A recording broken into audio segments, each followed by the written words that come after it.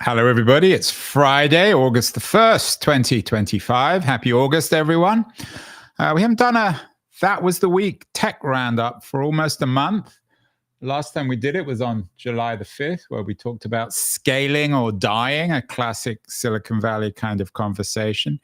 Keith Tier, my friend and colleague on That Was the Week, the publisher of the That Was the Week newsletter, was in Italy. I was in Africa, but we are back now. I spent July mostly having fun, ignoring technology. 2 or 3 pieces, though, I found intriguing. An interesting piece in the Washington Post about the intensified battle for talent, housing, and investment in San Francisco through AI. San Francisco is back, I'm thrilled to announce. Surprise, surprise. And also an interesting piece from Rana Furuha from the Financial Times about the coming crypto crisis, which I think is inevitable. My favorite interview of the month on Keen on America was one with a really interesting Israeli economic historian, Dror Poleg, on AI. So, Keith, what have you been doing in July? I know you were in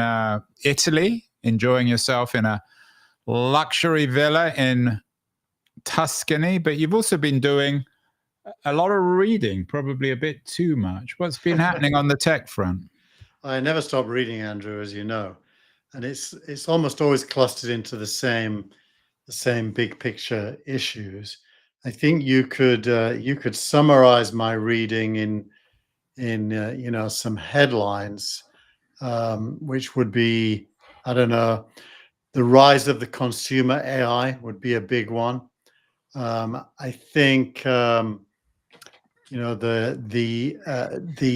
ever increasing valuation of the AI companies would be another big headline.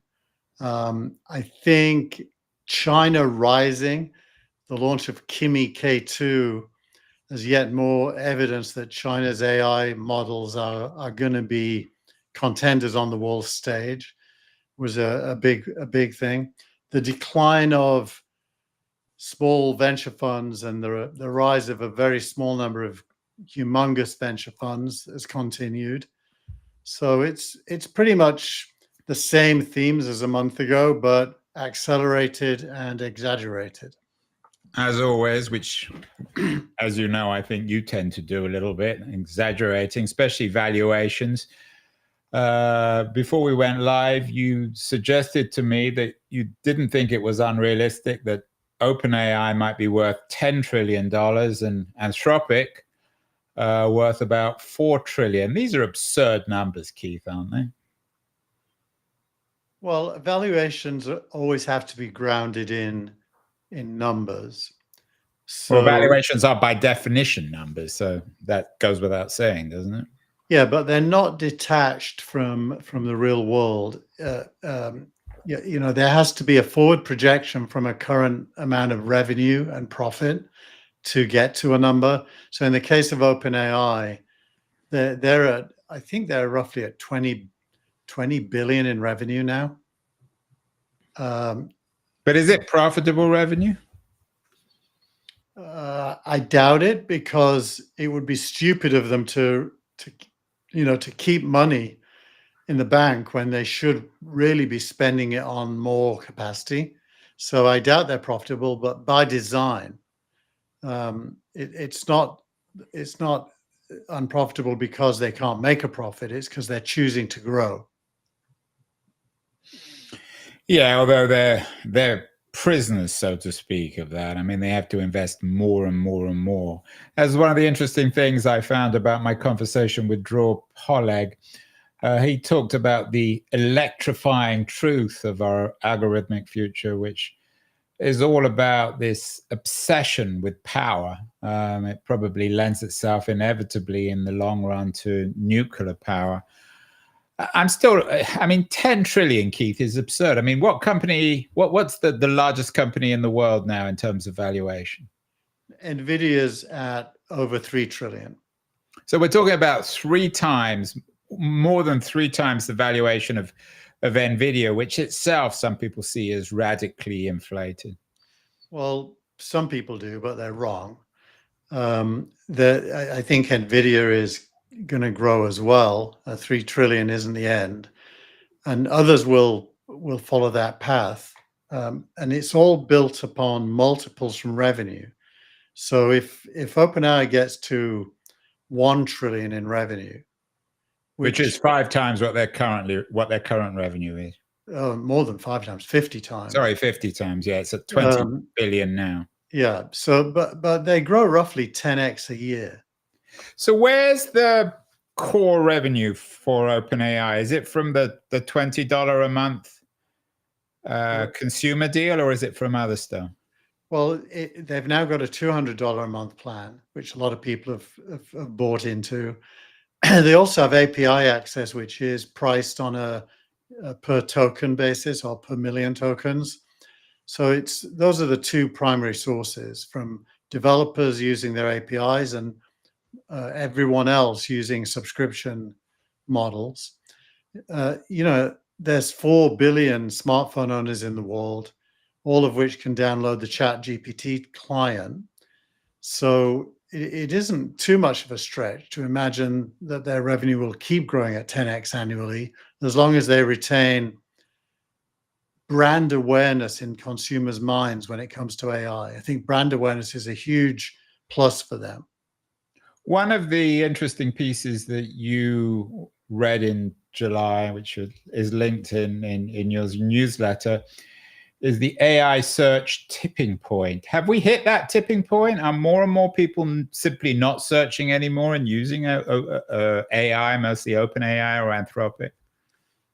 More and more people are, but a lot of people still do use search. But increasingly, there is browsers built by companies other than Google. The latest is Comet from Perplexity, which you can only get if you're on their $200 plan. Actually, I think it's $300 a month. This is on Perplexity. Yeah, and DIA, D-I-A, which you have to request. I've been accepted to it. And these are browsers where the search is AI-centric, and Google is only used if you explicitly ask for Google search. So there's an increasing trend away from web search. Even in Chrome, Google's AI section now dominates the page results for everyone. And of course, in the AI section, there are no blue links from advertisers. So that begs a very, very big question, which is, what is the business model for links in an AI world? And we've talked about that a lot, and we're not entirely sure. Mark Reed, I think we talked about this last month. Mark Reed quit, or probably was pushed out of WPP because he couldn't figure out the AI economy. So for the advertising and marketing industries, it really is an existential event, isn't it? It is, but I do think there's some common sense truths that people are skipping over due to the frenzy. I mean, a link is still valuable to the owner of the link. And most owners of links will pay for traffic using something called cost per action. That doesn't go away in an AI world. It really means links have to travel from search results into AI conversations. For that to happen, owners of valuable links, Amazon would be a great example with its products, those links need to show up in AI.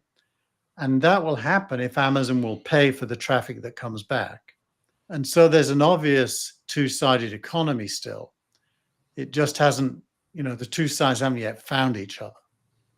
To what extent, in your view, given this shift, and maybe we've reached the tipping point, maybe we're near the tipping point when it comes to AI search, how is it changing cultural habits? I mean, obviously, there's the issue of work, and there's been lots of pieces about how AI is now beginning to impact college graduates, drying up a lot of entry-level jobs, especially out of college.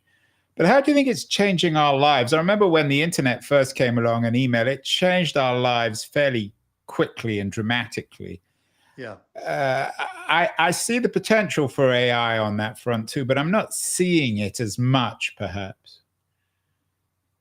I think it comes down to behavior building. There's a whole curve of behavior adoption. At one end, some people aren't using AI at all. At the other end, it's Most people still aren't, are they, Keith? about 1 billion a month are. So yeah, you're right. About probably 25% of internet users are using AI regularly. So there's a lot of growth still to come. And I think those that use it all the time, I see it in my kids. You know, when we do fact checking, like we may be watching a soccer game and someone says, "How old is that player?" They used to do a Google search. Now they just ask ChatGPT or Claude. But is that dramatically different? I mean, it's either asking Google or asking Claude or ChatGPT. I mean, it's not that big a deal, is it? It's a big deal in aggregate for the business models of the people who used to get those queries before. So it's not a big deal for the user. It's just a better question interface, question and answer. It takes me back to Ask Jeeves when they tried to do questions and answers and they were terrible at it. Well, now, you know, it's good. Those were the days. Ask Jeeves. I'm sure most of our audience aren't even familiar with what that was as a pre. Well, how would you describe Ask Jeeves? Certainly pre-Google, but yeah, they called it an answer engine instead of a search engine. You ask questions and got answers. Yet one of the other consequences of all this, I mean, you'd expect if we're reaching or getting close to the AI search tipping point, the AI economy dominated by Google, that Google's valuations would certainly be under threat, but it's not true. The Google numbers are very good, and the Google stock is doing pretty well. So when is this going to begin to hit valuations of traditional internet companies, or won't it? I think the true answer is we don't know, but I think the likely answer is it might not. Google is in transformation right now. The revenue from Google Cloud is increasing, and Google Cloud is where all its AI brain sits. And usage from Google Cloud is going up from developers and to some extent from individuals. Like I use VO3 to make videos. It's my preferred video place. I don't use Gemini. VO3. What kind of videos are you making with VO3? The front pages of the newsletter, you've seen a couple of them. But anything, you can make anything. It's very good. I don't use Gemini because it isn't as good as Anthropic or OpenAI, and it certainly isn't as good as the Chinese ones. So, you know, I think Google's transitioning. I think its gross search revenue has not yet gone down, but the amount of money it gets per click has. And it's an open question which Google controls the answer to, how fast they replace search with AI. The faster they do it, the more their search revenue will shrink, but they get to manage that. So I think they're in a decent position. Yeah, I mean, it's a classic innovator's dilemma that Google is facing. Yeah, but they seem to be doing a decent job of timing that and managing it. The company that seems under most threat and is least well equipped to deal with this revolution, the big tech company, is Apple, isn't it? Well, Apple has an unfair advantage in that it owns the user interface where you can use all of the AIs like OpenAI or Claude or Google. Yeah, but I take that point, but Apple is much less prepared for this. I think that's by choice. I think Apple recognizes that AI is a CapEx heavy enterprise right now. Why would they want to take on those costs when the iPhone keeps selling because it has all the other AIs built in? So if you're Apple, your revenue keeps going up because you're selling iPhones. Your own AI offering isn't as good as the incumbents. So why step into those waters prematurely and spend a lot of money failing? They'll do what they always do, which is they'll adopt very late and be very good when they do.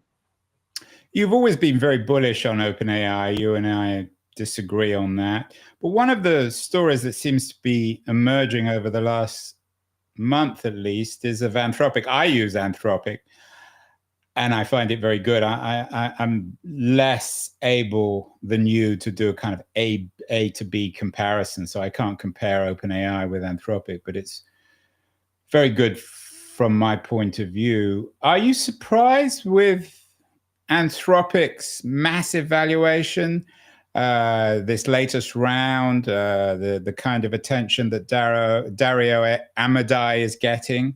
I mean, usually in these spaces, you have a winner-take-all economy where Google won search, Amazon won e-commerce, Facebook won social media. Is it conceivable that both OpenAI and Anthropic will win over AI? Look, I think Anthropic is the best model for most things. So your Best experience, in the sense it's the most reliable, easiest to use. it can do more things at a level of excellence that beats everyone else. It's the bar that the Chinese models seek to emulate when they do their testing. So Anthropic's at the very top, especially for coding, but it's also good with agents. Claude Code, their developer app, now has something called sub agents, and you can build really impressive stuff with it. So it is the best. It doesn't have the most well-known brand, which is why OpenAI is so much bigger. But its current valuation is, driven by a revenue of around 4 billion now. So if you divide the valuation, I can't remember what the valuation was actually in my head, but if you divide it by 4 billion, that's the multiple. I think it was about 150 billion. Right. So, it's roughly at 40x revenue, which is big, but not crazy in the current climate. And to what extent is this rivalry between OpenAI and Anthropic? Of course, a lot of the people from Anthropic came from OpenAI, including Amodei. To what extent is it being financed and driven by the other great tech powers? Amazon and Google in particular are major investors in Anthropic. And of course, we all know the politics of OpenAI, its complicated relationship with Microsoft. Less and less driven by those investors, because more and more of the money is coming from traditional investment sources, but historically completely bootstrapped by Amazon and Google in the early days, which is kind of interesting, right? Why they would do that. I think it was because they were not in the game really then. They're a little bit more in the game now in the case of Amazon, and a lot more in the game for Google, and arguably competitive. By the way, almost every vibe coding app sits on top of Anthropic, not OpenAI. So Anthropic is really the sum of all of the vibe coding apps as well, like Cursor and Windsurf and the others. Just because it's good, and it's not going away. It's not going to be sold. It's going to be a big company, probably a half, somewhere between a quarter and a half the size of OpenAI, mainly due to brand awareness and then lack of consumer adoption that leads to. Yeah, and I hope there's a journalist out there, I'm sure there is, who's writing a book comparing Amodei and Altman. There already was the Supremacy book last year focusing on Altman and his rivalry with the Google AI guy. Is the difference between Amodei and Altman significant? Amodei at Anthropic has been getting a lot of press for an internal memo he sent to Anthropic people about getting money from the Gulf, suggesting that he was ambivalent about taking, if not dirty money, immoral money from, or money from regimes that he considered nasty, like the Saudis. Yeah, I think Amodei, personality-wise, is closer to Musk than Altman. He's very opinionated. He's prepared to say his opinions out loud, even when they're unpopular. He's very convinced that general intelligence is around the corner, and that 20% of white collar jobs will be gone by the end of the decade. So he doesn't believe in what Zuckerberg is doing, which is paying inordinately large sums to attract talent. He's holding the line on what a reasonable salary is. So he's pretty opinionated. There's a very good interview with him by Alex Kantrowitz. Yeah, in the list, it was really exceptional. And then speaking of Facebook, they've been getting a lot of press this month on these massive amounts of money they're paying individual AI programmers in the billions sometimes. Are they an also run, or are they a real player? Sorry, who did you ask about again? Sorry, Facebook. Facebook. You've heard of them, right? Facebook is in crisis when it comes to AI.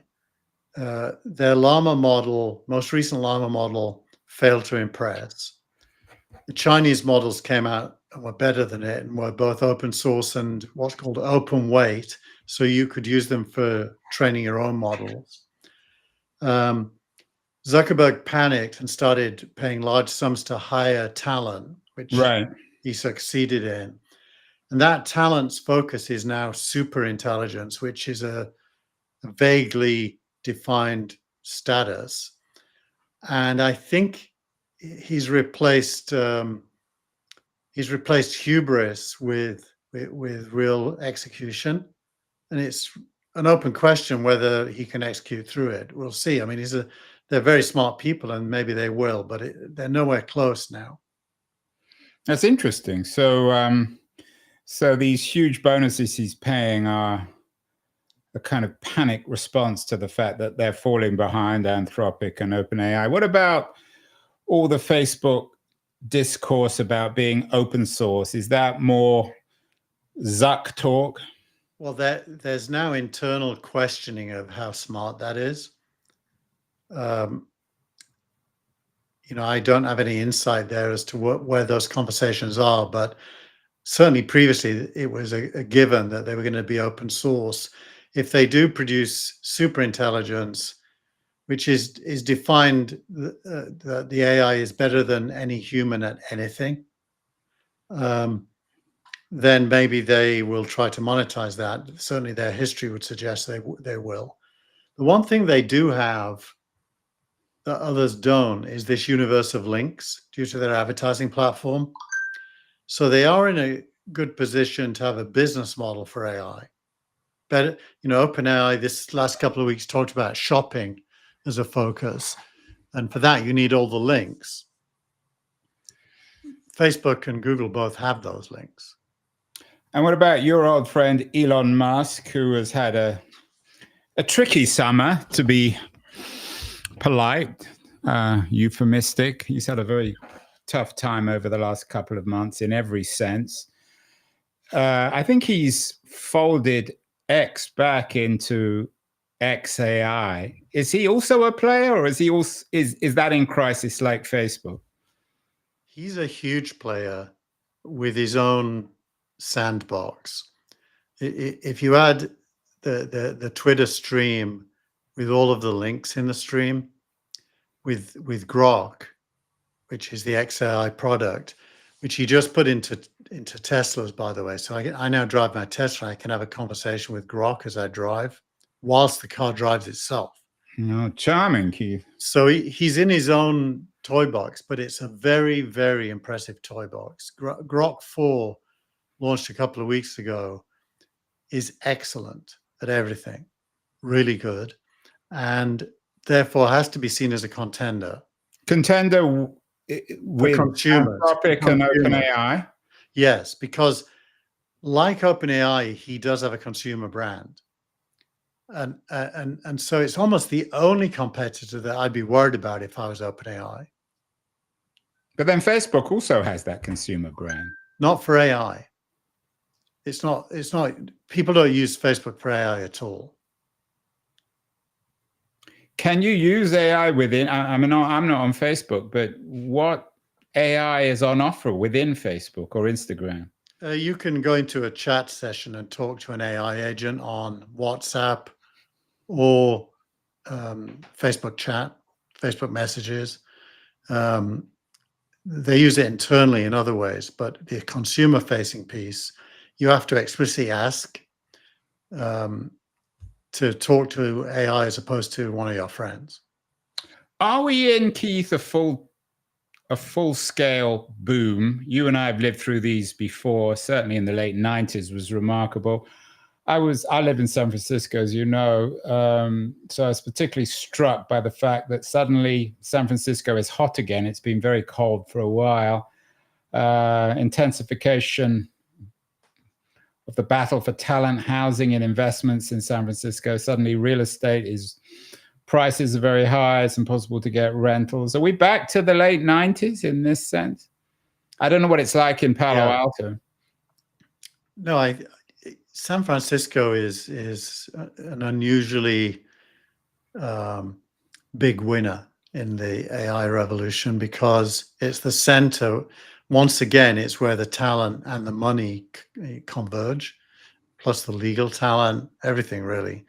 So people are moving back and renting places, hence the rising rents. And you would imagine property prices will go up, although the prediction in the long run is that once you have robots that can build houses, property prices will tend towards zero. Well, except you've got to have the land for those houses. What about the people who left San Francisco? Your old friend, co-founder of TechCrunch, Mike Arrington, lots of others, they all threw their marbles out, if this is the wrong metaphor, mixed metaphor, threw their marbles out of their prams and went to Austin or Miami. Are they all coming back now? They probably won't, because although Keith Raboy is back a lot more than he used to be, working now again, for Khosla, I think. I forget where he went, but he's come back somewhere he was before. The Arrington, no, because he's a Web3 guy and he's totally happy, I think, in Miami. I don't expect to see Mike back anytime soon. I think where it's Web3 focused, and a lot of that exodus was. And when we talk about Web3, you're really talking about crypto. Crypto. Then I don't think it's coming back. I think everything AI is going to be here. It's astonishing, really, after all the talk of the crisis in San Francisco and of other innovation hubs, we're back to where we began. Well, there was a big political dimension as well. Many of the exodus were Republicans, self-declared, who hated the local authority here that was allowing homelessness and such. There's been some change there. The last elections replaced a lot of the administration. And Gary Tan has been very active in that. So I think Ron Conway as well. And Ron Conway. So I think the political reasons for leaving have subsided, at least. And the economic reasons for staying or coming back have grown. And Anthropic is based here as well, isn't it? Yeah. Where are Anthropic and OpenAI? Where are their offices? OpenAI is in Menlo Park. Anthropic, I don't know. You should ask it. Anthropic offices are... let's ask it.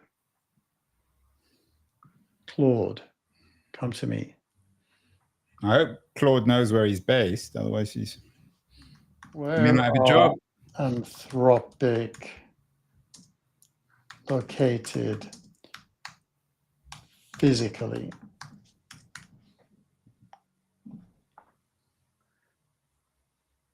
San Francisco. And then I also noted, Keith, that I read the Furuha piece on the coming crypto crisis.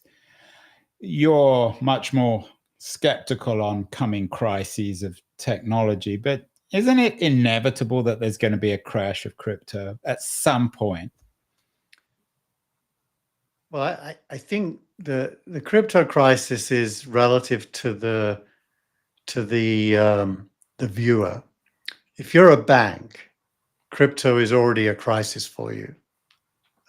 This Genius Act that made stable coins legal in the US, as long as they're domiciled here, is a massive shift to how money will be transmitted in the future.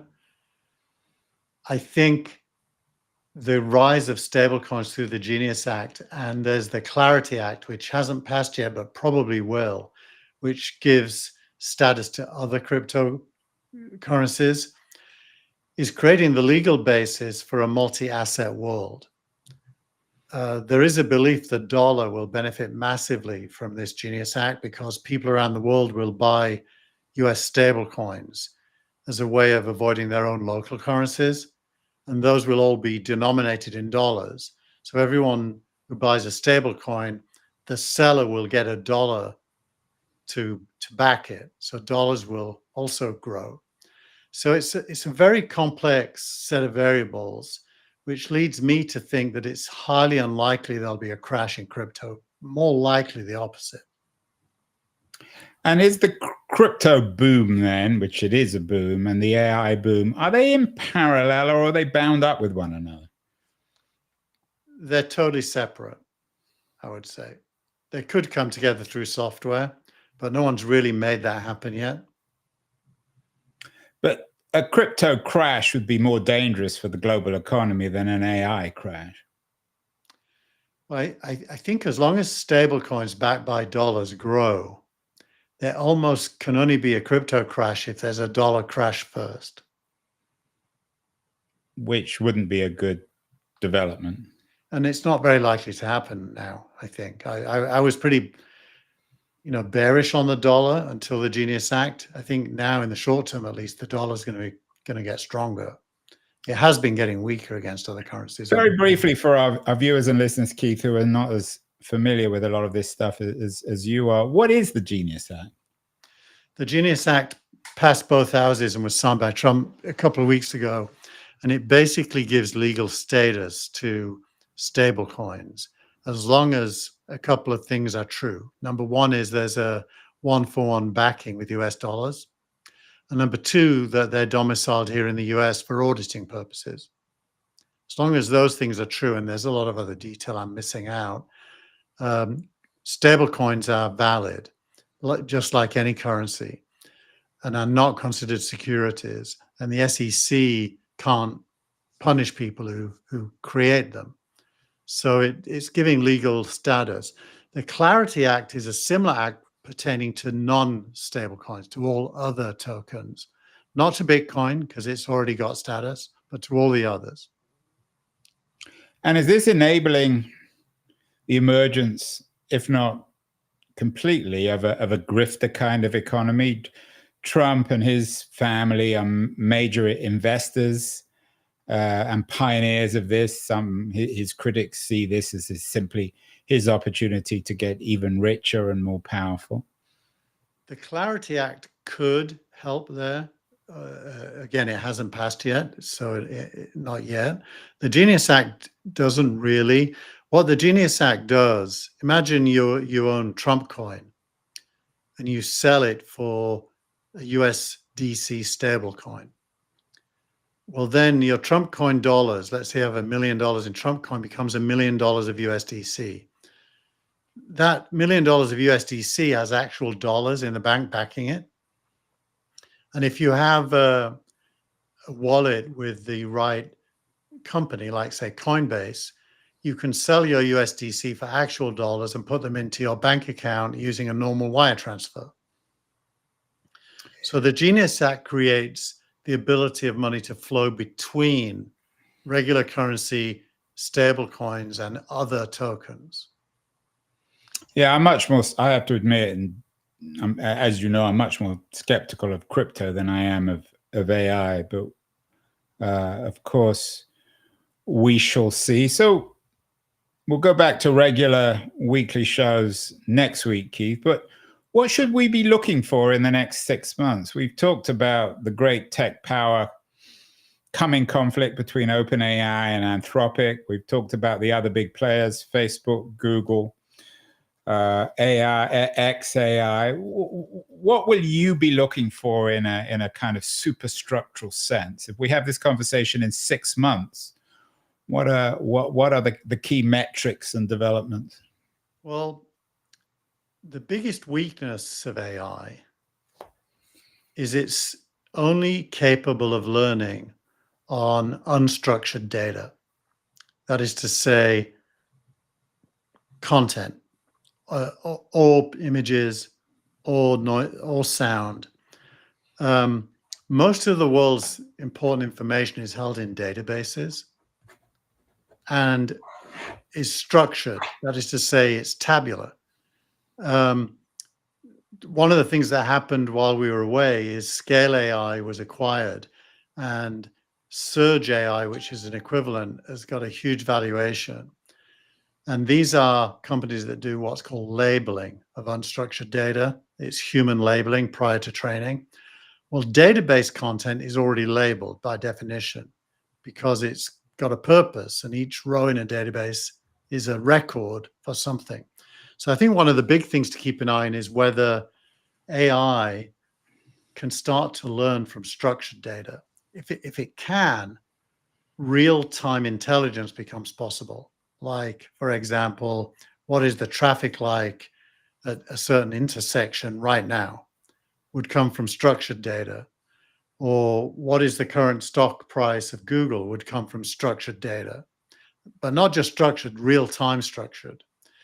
That isn't available in search engines because they crawl and index with time gaps, and it is not currently available in AI. So I think AI becoming capable of real-time intelligence from databases, keep an eye on that. I don't know who will crack that because it's a non-trivial problem. If that happens, by the way, links in AI become easy. You could just take the Amazon database with all of its products and metadata and links, learn from it, and when a user is asking to buy something, you could surface the right link for it right inside the AI. Without structured data, you can't do that. Certainly not easily, and you'll be wrong a lot. So I think that's a big area for growth. The second thing is this definition of AGI. There's a lot of rumors that GPT-5 is coming. Microsoft's ownership of OpenAI rests on AGI not being declared. The minute it is declared, Microsoft's ownership changes. Who formally declares it, though? It's such a subjective term. Well, interestingly, Microsoft certainly believe that OpenAI can do that because they're now renegotiating the terms of the contract with OpenAI to still have a future after AGI is declared. And that leads a lot of people to believe that ChatGPT-5 will declare that it is AGI. Whatever that means. And of course, the one thing that's missing from this is your old friend Lina Khan. I thought when you talked about data that you were going to talk about regulation. Is it now? Is this AI revolution essentially unregulated? Funnily enough, she made a statement yesterday that the Democratic Party could learn a lot from the New York mayoral candidate who won the primary. Who's someone I'm sure you'll be voting for, Q. He's very much pro-regulation. He's an interesting character, but it's almost exactly Lina Khan doubling down on all the mistakes she made in the past. And there is a constituency. I mean, Mandami beat Cuomo, so he has a constituency in New York, and there is a constituency for that kind of thinking in the Bay Area too. So there is, yeah. I just think he'll end up in a car crash, but let's see. Who? The regular car crash or a metaphorical one? A metaphorical one. The point you made, though, the regulation point. Look, the American government has now agreed that AI will not be regulated, that they will err on the side of no regulation. The Supreme Court is allowing states to overrule that and do state-level rules, which will end up being a nightmare. But that's where we're at. In response to that, the EU has backed off from its AI Act and is reconsidering. So the wind is blowing against regulation of AI right now. Which is why you're in a good mood, isn't it? You don't like regulation. I like some regulation. I'm glad there's traffic lights and, you can turn right on a red light. And then last but not least, China. You talked about one of the big themes in the first 6 months of the year, the rise of China. How important is the rise of Chinese AI in the context of OpenAI theoretically being worth 10 trillion and Anthropic being worth 5 trillion? Is this a winner-take-all economy, or can both Chinese and US companies win? The dominant narrative is all about winning the AI war, which suggests that it is a winner-take-all, but it really isn't. AI is, the equivalent of the cloud. Nobody won the cloud. The cloud has lots of winners. Or the internet. And nobody's going to win AI. There's going to be lots of players equally, capable, some better than others, winning business and consumer mindshare. And China is clearly going to be one of those. China writ large is going to be one of those, but lots of individual companies in China are going to be part of that. So the idea that David Sachs promulgates, that the American stack has to win the AI war, that whole framing is only valid if you see it as fractional success as opposed to absolute success. And of course, Sachs himself, he's still close to the Trump people, but they don't seem to be really shaping Trump policy on AI. No, I think they do, actually. I think Sachs is in the driving seat. He gave an interview just now on CNBC today that he is driving an agenda. Obviously, he has a lot of help and buy-in. He's not doing it all by himself. But I don't know, you got to give him some credit for making an impact. He really has. So we are on the verge, Keith, or we're in the midst of something of massive historical significance, aren't we? I believe so. Although it ends up being rhetorical when we say that every week, because it's going to stay true. So you have to get down to the next level of detail as to the journey, which we do a lot, and I think we've got to keep doing. And what would you say to people who just say, I don't have anything to do with AI. I don't want to deal with algorithms. I'm perfectly happy in my own life. I think it's fine. There's a lot of people in Palo Alto who don't have a TV. They don't suffer for it. They enjoy their life, but they won't be part of making the future. But that's okay. They probably don't want to be. Well, you and I are part of making the future, aren't we? You are, and I feed off you. No, we're all making the future, little by little. Well, we will make the future next week, Keith. Go back to regular scheduling. It's good to be back. 2 weeks, by the way, not next week. 2 weeks, yeah. Well, we won't do this weekend. This weekend, this will be broadcast, and then the following weekend, middle weekend of August, we'll go back to regular scheduling. So great to have you back, Keith, and we'll talk again.